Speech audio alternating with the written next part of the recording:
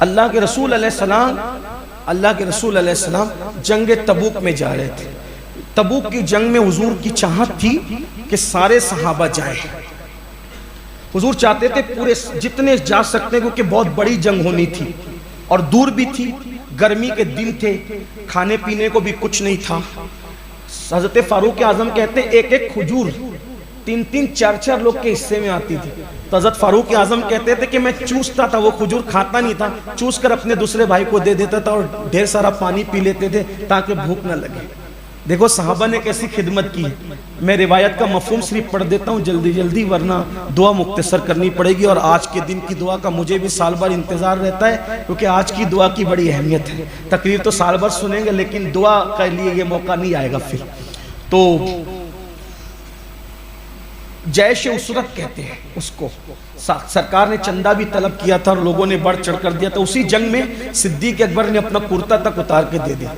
آقا علیہ السلام چاہتے تھے کہ سب چلیں یا زیادہ سے زیادہ چلیں. اعلان ہوا، بہت لوگ نکلے.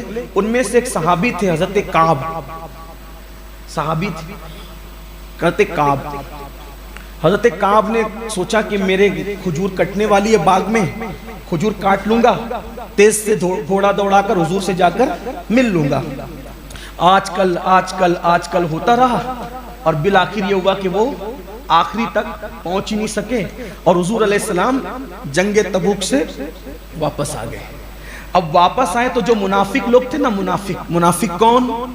جو زبان سے کلمہ پڑھتے تھے لیکن اندر سے مسلمان نہیں تھے، وہ منافق. جن کی زبان اور دل ایک نہیں وہ منافق. تو منافق لوگ تھے نا، تو انہوں نے کیا پلان بنایا، جھوٹے بہانے لگا دیں گے اور حضور کو ہم معاذ اللہ اپنے گمان میں وہ دھوکہ دے رہے تھے. حضور آئے مسجد نبوی میں تو منافقین پلان کے تحت آئے. حضور بچہ بیمار تھا، بیوی بیمار تھی، ایسا تھا ویسا تھا. جتنے منافقین نے بہانے کیے حضور نے سب کو چھوڑ دیا. جا تجھے بھی. حضور تو کس کو پکڑتے ہیں؟ اس کو چھٹی نہ ملی جس نے سبق یاد کیا. مکتب عشق کا دستور نرالا دیکھا، اس کو چھٹی نہ ملی جس نے سبق یاد. حضور منافقوں کو نہیں پکڑتے. جاؤ تو تمہیں تو آنا بھی نہیں تھا، تم ہمارے ہو بھی نہیں. حضور نے پکڑنا کس کو ہے؟ عاشقوں کو. اب یہ منافقین چلے گئے. اب کچھ صحابہ تھے تو صحابہ کیا کہنے لگے، نہیں ہم جھوٹ نہیں بولیں گے. جس کی نگاہ سے اللہ کی ذات نہیں چھپی ہے اس کی نگاہ سے ہمارے دل کے جذبات کیا چھپیں گے. ہم نے جھوٹ نہیں بولنا، ہم نے سچی بتا دینا. تو انہی سچوں میں سے ایک حضرت کعب. حضرت کعب آئے، حضور آپ سے کیا جھوٹ بولنا، آپ کو سب پتا ہے. حضور میں اپنی کوتاہی سے نہیں آئے، کچھ نہیں تھا، سب اچھا تھا، آ سکتا تھا، اپنی کوتاہی سے میں نہیں آیا. حضور نے چہرہ پھیر لیا، فرمایا اس کا بائیکاٹ کرو. کس بات پر؟ صرف جنگ میں شریک نہیں ہوئے، میں اس کا بائیکاٹ کرو، اس کا بائیکاٹ. سرکار نے جب بائیکاٹ کا اعلان کیا نا، قریبی دوست لوگ سب بات چیت بند، سلام بھی بند، کلام بھی بند. جب یہ گھر پہنچے ان کی بیوی برقع پہن رہی تھی. بیوی سے پوچھا کہاں جا رہی ہو؟ کہا حضور نے بائیکاٹ کے لیے کہا ہے نا، مجھ سے بات نہیں کرنا جب تک اللہ کا رسول راضی نہ. یہ ہے ایمان. بیوی تک بائیکاٹ کر رہی ہے. کیا شراب جوئے کا دھندا نہیں کر رہے تھے؟ طلاق شدہ کو گھر میں لا کے نہیں رکھا تھا. بات کتنی سی تھی، جنگ میں جانے کا حکم تھا، نہیں گئے. مومن تھے نا صحابی. حضور نے کہا بائیکاٹ کرو. بلکہ ہمارے صوفیہ تو، جو اس حدیث میں ذکر نہیں لیکن صوفیہ کہتے ہیں کہ کعب کے گھر کی بکریاں بھی کعب سے منہ پھیر کر کے چلی جاتی تھی. حضرت کعب کہتے ہیں میں تو گھر میں تھا، روتا صرف روتا. مجھے خیال تھا میرے یار مجھ سے ناراض ہو، میرے آقا مجھ سے ناراض ہو، میرے محبوب مجھ سے ناراض ہو. جب میں سلام کرتا تھا تو حضور منہ پھیر لے. کس بنیاد پہ؟ صحابی سے میرے بھائیوں، صحابی سے صرف ایک بات ہو گئی، حضور نے کہا چلنا ہے اور وہ نہیں جا سکتا. سلام کرتے تو حضور منہ پھیر لے. کیا سمجھتے ہو چہرے سے داڑیاں مڈا کر کے مرو گے، حضور منہ نہ پھیر لیں گے؟ حرام دھندے کر کے، گناہ کر کے مرو گے، زنا کر کے مرو گے، بدکاریاں کر کے مرو گے، اللہ کے رسول کا دل دکھا کے مرو گے، قبر میں حضور منہ نہ پھیر لیں گے؟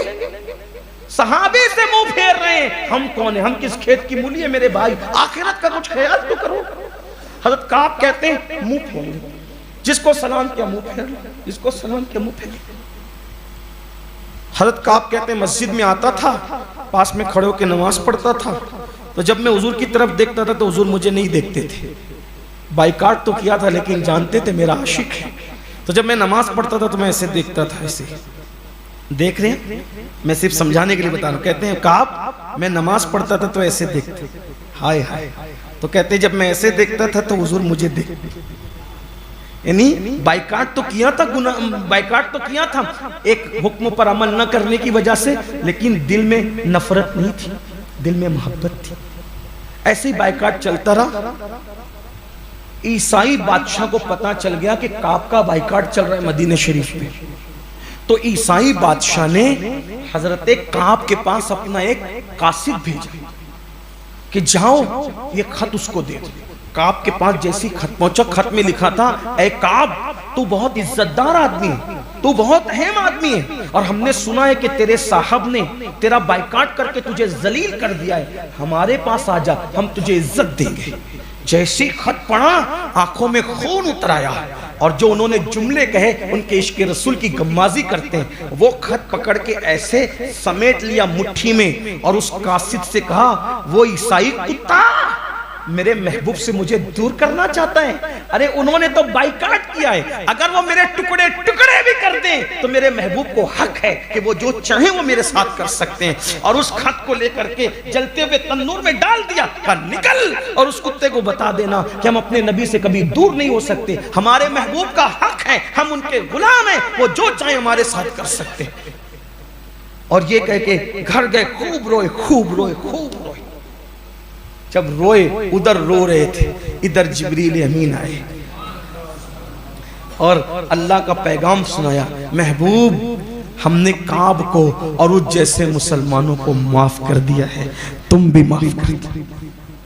تو کہتے ہیں حضرت کعب اپنے گھر کی چھت پہ بیٹھ کے رو رہے تھے. جیسی آیت نازل ہوئی تو چونکہ حضرت کعب کے دوست تھے، لیکن حضور نے کہا تھا بائیکاٹ کا، تو سب نے بائیکاٹ کر دیا تھا. کوئی تو صحابہ دوڑے دوڑے گئے اور کہتے ہیں کعب اٹھ، تیری توبہ کے لیے قرآن میں آیت آ گئی ہے. تو حضرت کعب چھت پر تھی، وہیں سے چھلانگ لگا لی اور حضور کے پاس آئے. حضور علیہ السلام نے مسکرا کر کہا کعب مبارک ہو، اللہ نے تیری توبہ قبول کر لی. حضرت کعب کہتے ہیں میں تو اتنا سوچتا تھا کہ میری توبہ اللہ قبول کرے گا تو محبوب سے کہہ دے گا صرف کہ قبول کر لی، لیکن مجھے یہ گمان نہیں تھا کہ میری توبہ کی بشارت میں قرآن کی آیت آ جائے گی اور قیامت تک لوگ اس کو تلاوت کریں گے. وہ آیت سورہ توبہ میں ابھی بھی موجود ہے کہ اللہ تعالیٰ نے ان کی توبہ قبول کر لی. یہ ہوتے ہیں مسلمان. میرے بھائیوں ہم بھی توبہ کریں سچ اور گناہ کے خلاف اٹھ کر کھڑے. اللہ تعالیٰ توفیق دے.